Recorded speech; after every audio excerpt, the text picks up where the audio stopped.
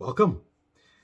This video is the 8th in the series of 10 that addresses fatal errors that sales professionals typically make that kill follow-up dead in its tracks. Now, this video addresses objections, more specifically, not addressing objections. Now, objections can come from two sides. If you refer back to my first video, which was talking about the fatal mistake of thinking that qualifying is a one-way street, same thing here. An objection can be an objection that the prospect brings up and that you don't even notice as a sales professional that it's an objection and you let it slide.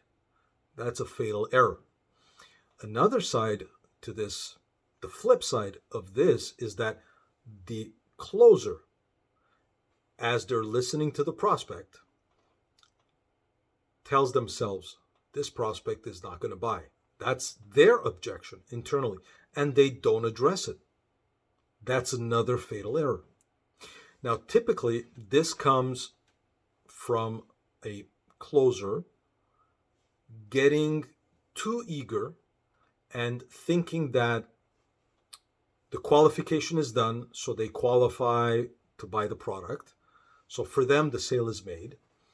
They've identified a couple of elements that they consider important for the prospect needing their product, but they haven't listened to what the prospect needs in order to be able to make a decision.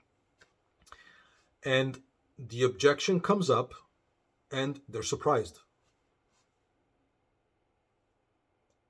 All the way through, they were qualified, they were interested, I know they have a need, this is the right product for them. Why is there an objection?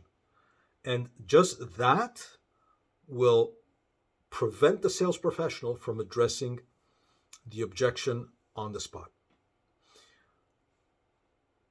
On the flip side, the closer, the sales professional, has certain preconditions that they would consider important for the prospect to buy, and they mentally, as they're going through the qualification process, check X, and they say, okay, this prospect is not qualified to buy, and they don't address those issues. Fatal error.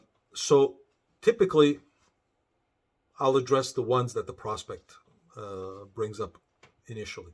So as the closer, you're so focused on making the sale, you're attached to closing the deal, that the prospect tells you, shares with you, listen, it all sounds good, but I don't have the money. As the closer, you hear, I'm not going to buy today. But what in actual fact the prospect is telling you, I want to buy, but I have this actual challenge of money.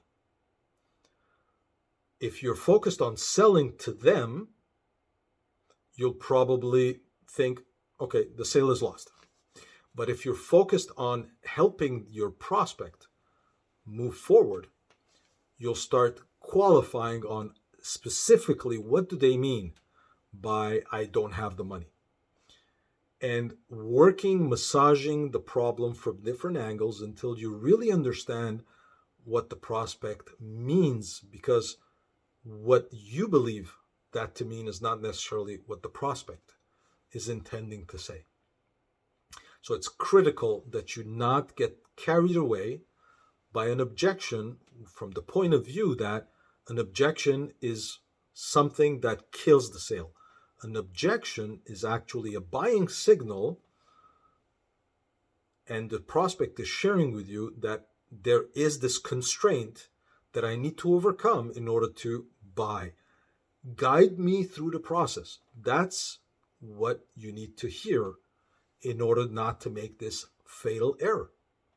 So, fatal error number 8 is getting carried away with the sale and not addressing objections, be it from the prospect side or be it from the closer side. Now, we've got 2 more left, And the next two ones are very, very interesting. But objection handling is an art. There's a process that I've developed that will help you manage an objection.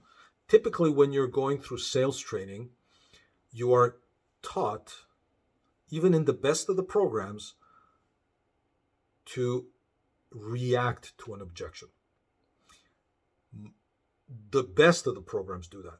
The majority of programs I've seen up to now will help you overcome objections that typically come up in their program.